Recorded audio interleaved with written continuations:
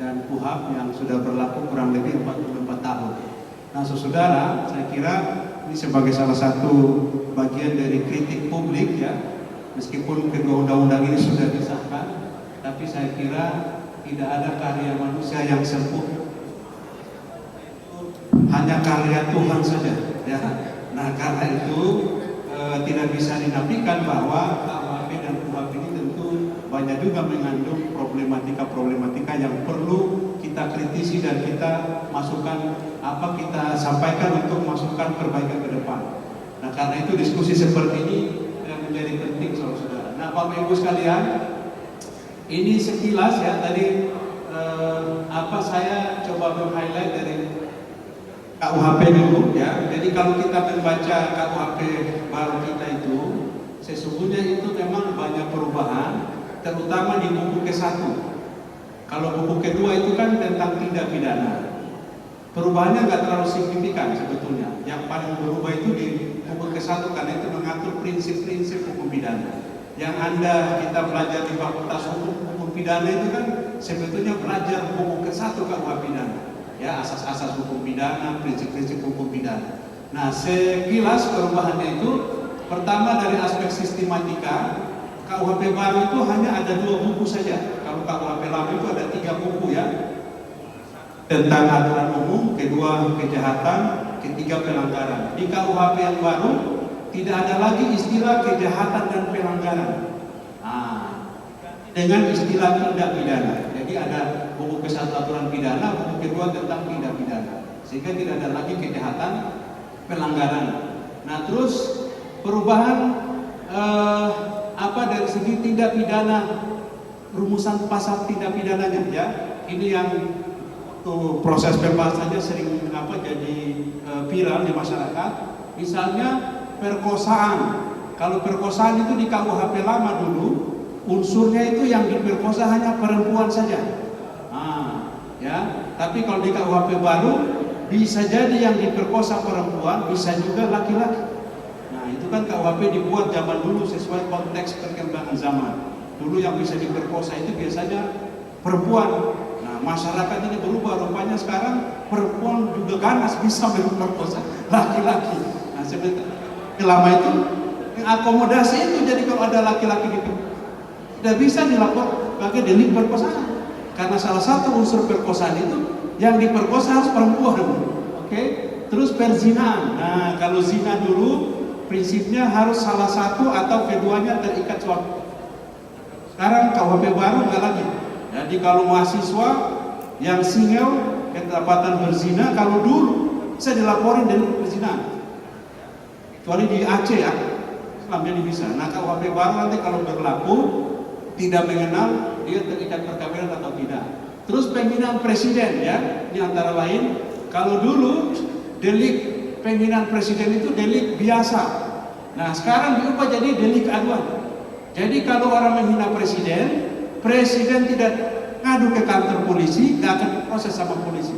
Nah, kalau dulu mahasiswa demo-demo bisa ditangkap polisi, bisa diproses hukum karena delik biasa.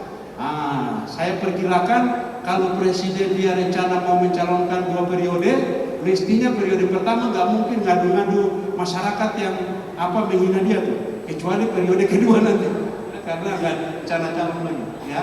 Terus perubahan lain lagi, Bapak Ibu sekalian, saudara, ada tindak pidana baru ya di KUHP.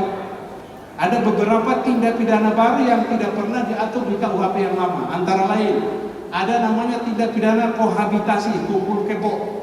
Nah, ini kan dulu di masyarakat kita kalau ada orang kumpul kebo, ya lingkungan terganggu, tapi nggak bisa dilaporkan ke polisi karena nggak ada deliknya. Nah, sekarang di KUHP baru bisa ya.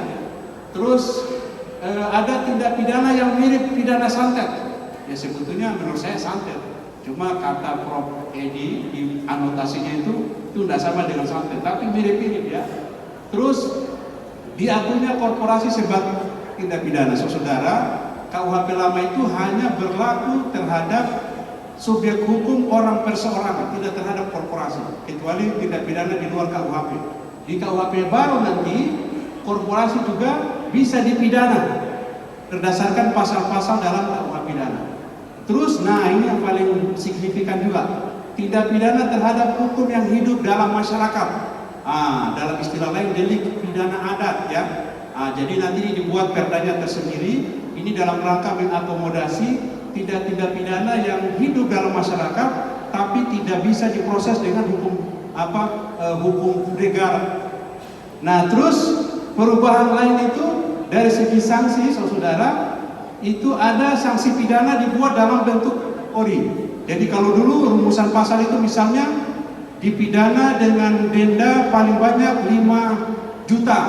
Nah, sekarang KUHP baru nggak begitu rumusannya. Dipidana dengan pidana denda paling banyak kategori 2, sistem kategori. Terus sanksi pidana baru ada pidana pengawasan dan pidana kerja sosial. Jadi saya bayangkan nanti ke depan, nanti di jalan raya, tentu ini kerja sosial untuk kepentingan masyarakat ya. Itu banyak narapidana yang bisa didaya gunakan untuk membersihkan jalan-jalan ya, kantor-kantor pemerintah. Nah, terus ada sanksi tindakan ganti rugi. Ganti rugi ini nanti terhadap pelaku untuk memberikan ganti rugi terhadap korban tindak pidana. Terus pidana mati dijatuhkan dengan masa percobaan 10 tahun. Jadi kalau KUHP lama itu pidana mati, ya kecuali kalau nggak ada gerasi itu bisa langsung dieksekusi. Tapi di KUHP baru dia tidak bisa dieksekusi langsung, tapi diberikan jangka waktu 10 tahun. Jadi kalau selama 10 tahun dia ada perbaikan, bisa diubah jadi pidana penjara seumur hidup. Tapi kalau dia nggak ada perbaikan, baru bisa dieksekusi mati. Terus pidana penjara seumur hidup dapat diubah menjadi pidana 20 tahun penjara. Ya. Terus pidana denda, nah ini menarik, bisa dibayar dengan cara mengangsur. Ya, jadi kalau dijatuhi pidana denda, mungkin duitnya nggak cukup bayar pidana denda secara tunai cash, dia bisa cicil tuh, bisa angsur ya. Oke, terus, saudara, sekarang itu tadi antara lain perubahan-perubahannya. Beberapa hal kritik yang bisa kita yang saya coba inventarisir tentu banyak sekali ya. Antara lain menurut hemat saya kan katanya kita sering melihat di media massa itu katanya KUHP baru itu paradigmanya salah satunya restoratif ya, selain rehabilitatif dan korektif. Restoratif itu artinya bagaimana memulihkan kerugian yang dialami oleh korban yang selama ini tidak diakomodasi oleh hukum pidana ya. Dan di KUHP baru ada antara dengan pidana ganti rugi tadi. Cuma menurut hemat saya ini juga tidak serius ya, restoratifnya ini. Mestinya ganti rugi itu dijadi pidana pokok, jangan pidana tambahan. Kalau pidana tambahan itu kan sifatnya fakultatif, bisa diterapkan dan tidak tergantung hakimnya.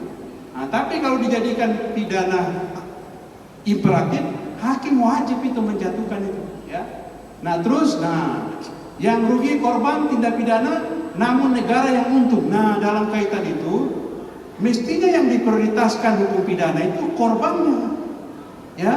Ini nanti negara ada tindak pidana yang rugi korban, tapi kalau dijatuhi pidana denda yang diuntungkan negara karena dia mendapat denda kan sebagai pemasukan ya.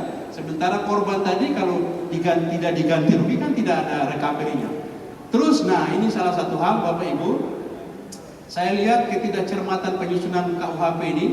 Saya kebetulan dengan Prof. Jamin Ginting ini kami pernah ikut uji publik Prof ya, secara Zoom ya. Dalam proses uji publik ada namanya Undang-Undang Penyesuaian Pidana. Jadi di KUHP itu pasal 613 kalau tidak salah itu memang ada amanat untuk penyesuaian pidana dalam KUHP itu harus dibuat dalam undang-undang tersendiri. Tapi undang-undang penyesuaian pidana yang dirancang dan sudah disahkan judulnya penyesuaian pidana, tapi isinya itu termasuk mengubah pasal-pasal pidana dalam KUHP yang akan baru berlaku 2 Januari.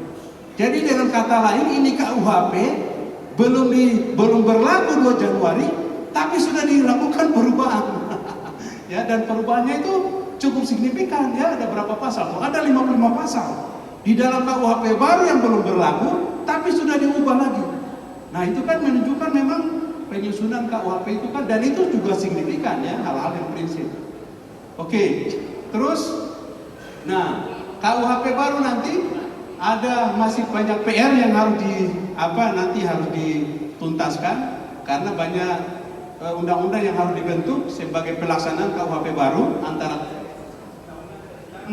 tata cara pelaksanaan pidana mati ya. Sekitar 2, 4, 5 antara lain peraturan pemerintah yang harus dibentuk. Nah, pertanyaan hukumnya, kalau ini KUHP berlaku 2 Januari, ini peraturan belum dibentuk, itu kira-kira akibat hukumnya gimana? Ya kan? Nah, karena itu betulnya memang harus diprioritaskan membuat peraturan-peraturan pelaksanaannya ya. Kalau milih antara KUHP dengan KUHAP, saya pikir PP ini harus diutamakan dulu ya. Nah, terus 2 menit lagi, Prof. 2 menit lagi. Wih, rasanya baru 5 menit. Oke. Nah, saya agak loncat nih ya. Oke, nah kenapa KUHP ini penting untuk disahkan ya? Terlepas dari kontroversinya ya. Memang dari sisi KUHP ada hal-hal yang memang itu harus ditindaklanjuti dalam bentuk hukum acara. Kan hukum acara itu kan hukum untuk menegakkan hukum pidana material ya. Jadi kalau nggak ada KUHP agak sulit. Terus dari sisi KUHP saudara, memang ada ketentuan-ketentuan dalam KUHP sesuaikan dengan KUHP itu nanti bisa menjadi komplikasi nanti ya. Antara lain ada beberapa pasal dalam KUHP yang merujuk pada pasal-pasal pidana dalam KUHP lama. Tapi di KUHP lama itu sudah dirubah nomor pasalnya. Nah itu kan harus disesuaikan ya. Oke, itu antara lain urgensinya. Nah, kelebihan KUHP baru ya, hal-hal baru yang kadang-kadang orang bilang kelebihan lah ya. Pertama tadi mungkin juga ada pengakuan bersalah, pelihat bergening ya. Jadi kalau orang dia bisa mengaku ya, nanti ada keringanan hukuman. Terus ada pengaturan tentang perjanjian penundaan penuntutan. Ini sebetulnya idenya Pak Asep ya, yang di Kejaksaan Agung ya. Saya kebetulan disertasi juga pakai buku ini. Ada restoratif justice, ada ganti rugi, ada dana abadi, ada sistem peradilan berbasis teknologi informasi. Terus ada kewajiban membayar biaya perkara bagi terdakwa yang dijatuhi pidana. Nah, terus ketentuan baru yang diperbaharui, perluasan upaya paksa ya. Nah, antara lain ada penyadapan, pemeriksaan surat, pemblokiran, larangan terdakwa atau tersangka untuk keluar wilayah Indonesia. Terus kalau alat buktinya diperoleh secara tidak by prosedur, itu bisa dinyatakan tidak memiliki kekuatan hukum. Jadi kalau di pengadilan nanti perolehan alat bukti oleh penyidik itu tidak sesuai prosedur, itu bisa menjadi cacat dari sisi pembuktian. Terus ada perluasan pra peradilan ya, termasuk penundaan terhadap penanganan perkara tanpa alasan yang sah. Nah, kalau ada laporan polisi ke polisi tidak diproses bertahun-tahun, nah kalau tidak ada alasan yang sah itu bisa jadi objek pra peradilan. Terus syarat penahanan diperluas ya, antara lain mengabaikan panggilan penyidik sebanyak 2 kali berturut-turut, menghambat proses pemeriksaan, mempengaruhi saksi, tidak mengatakan kejadian sebenarnya. Nah, cuma saudara, ini hal-hal baru ini tentu ada sisi-sisi yang masih perlu dikritisi ya. Misalnya restoratif justice, saya highlight beberapa. Itu ada pasal 81. Restoratif justice itu bisa dilakukan antara lain melalui permohonan yang diajukan oleh pelaku tindak pidana. Kalau dalam proses kapan itu? Uang dia masih proses lidik, proses sidik, ya. Jangankan lidik sidik, di pengadilan seseorang belum bisa dikatakan pelaku tindak pidana. Nah, iya kan? Nah, jadi ini apa? Jadi mestinya mungkin kalau mau mengakomodasi jangan pelaku tindak pidana saja, mungkin terlapor. Satu lagi, Prof. Yang tidak jelas lagi. Nah, di KUHP tidak diatur tentang ganti rugi. Kan tadi ada pidana ganti rugi ya terhadap pelaku kepada korban. Cuma cara menghitung ganti ruginya kayak gimana? Ya kan, itu di KUHP saya belum lihat. Ya, ada hukum acaranya tuh bagaimana cara menghitung aspek kerugian itu. Terus terkait syarat penahanan ya, mengabaikan panggilan penyidik sebanyak 2 kali berturut-turut tanpa alasan yang sah. Pertanyaannya, kalau orang itu surat panggilannya nggak nyampe-nyampe, Bukan dia tidak mau datang, tapi dia nggak pernah menerima. Nah, itu bisa jadi problem tersendiri. Terus terkait penggeledahan, nah ini yang kadang-kala bisa dikatakan pasal karet. Sebetulnya di penggeledahan sudah ada syarat objektifnya, tapi yang situasi berdasarkan penilaian penyidik. Jadi KUHP ini kayaknya tidak serius. Padahal bicara soal KUHP ini kan soal yang paling prinsipil ya. Dan tadi saya bilang Bang Firman, hemat saya sebagai orang yang baru belajar hukum pidana, yang jadi problema masyarakat itu sebetulnya bukan ke hukum pidana materialnya, tapi lebih ke hukum acara pidananya. Orang ditangkap, orang ditahan, itu kan yang sering jadi kritik terhadap aparatur penegak hukum kan. Kalau hukum pidana material, hemat saya nggak terlalu jadi bukan nggak ada masalah juga. Tapi kalau diadu hukum acara dengan hukum pidana, yang lebih banyak merugikan masyarakat itu hukum acaranya, karena ada upaya paksa di situ. Terus terkait pemblokiran sama ya, situasinya berdasarkan penilaian penyidik. Ini kan subjektif, tidak ada ukuran objektifnya. Terus catatan kritis lain itu pengakuan tentang bersalah. Nah ini Prof Jamil, ini guru besar kita. Namanya orang mengaku bersalah itu kan terminologi hukum pidana.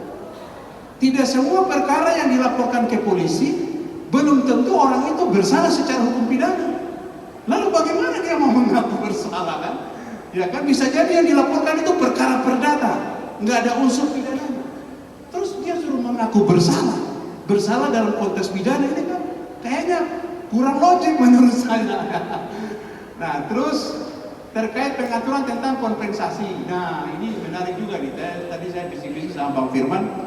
Jadi nanti di KUHP baru itu ada namanya kompensasi. Itu kalau pelaku tindak pidana tidak bayar ganti rugi kepada si korban, nanti negara yang ambil alih dengan cara kompensasi.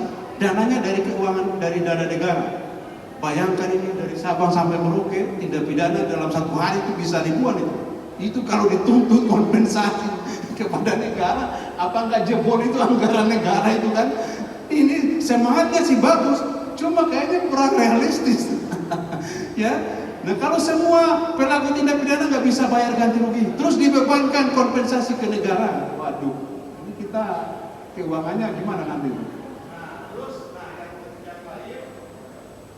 Nah ini ada beberapa hal yang saya kasih judul aturan yang kurang kuat bagi advokat.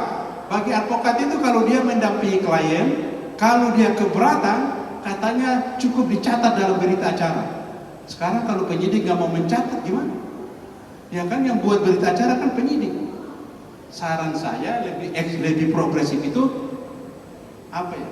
Ya dia nggak teken itu berita acara. Jadi kalau orang didampingi advokat tidak teken, itu bentuk keberatan dan nanti di sidang itu bisa dibuktikan kan. Nah tapi kalau minta dia catat, dia tidak mau catat, gimana itu? Nah terus kontradiktif, ada pasal yang kontradiktif. Nah terus menyalahi prinsip lex favoreo. Nah prinsipnya kan kalau hukum itu ada perubahan, mestinya kan dipakai hukum yang menguntungkan.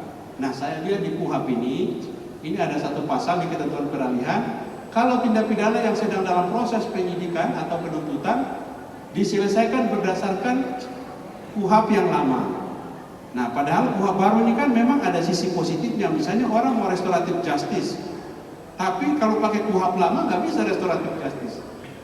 Terus potensi tumpang tindih pakai tua, ini yang di tornya ada nih ya. Nah ada tumpang tindih beberapa aturan dalam KUHP dengan KUHP ya, antara lain pasal 74 ayat 3 huruf C KUHP itu kontradiksi atau tumpang tindih dengan pasal 75 ya. Saya percepat saja, ini udah di sindir-sindir sama Pak Ketua nih. Nah terus ini antara lain ya. Nah saya cari tadi, tadi yang ini sudah. Nah Bapak Ibu sekalian, ini dimensi perdebatan hukum nanti begini, Pak Prof sama Pak Firman.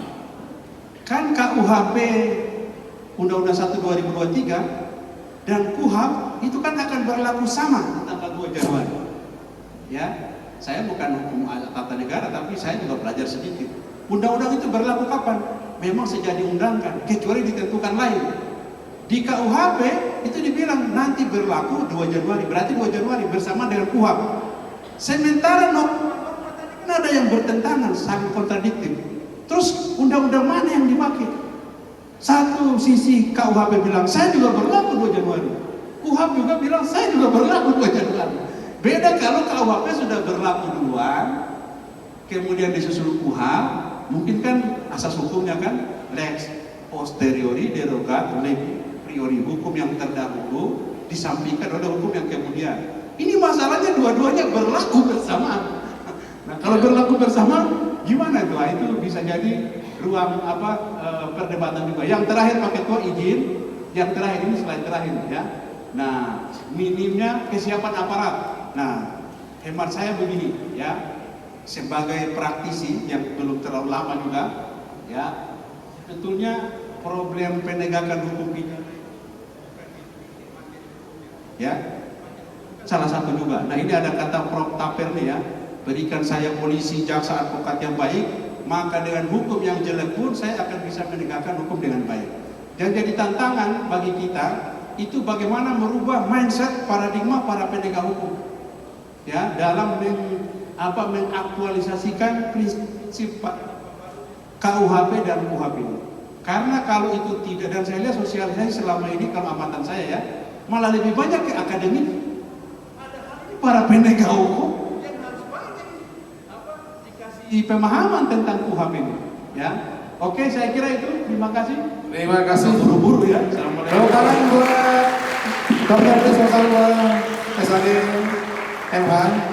Ini beliau selain sebagai akademisi juga ahli di beberapa kali persidangan, dan ini sudah naik daun.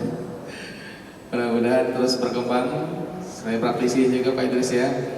Baik, Bapak Ibu sekalian, banyak catatan yang kita bisa ambil dari paparan para narasumber yang luar biasa, dari Prof. Firman, Prof. Jamin Ginting, Prof. Idris. Tentunya akan menjadi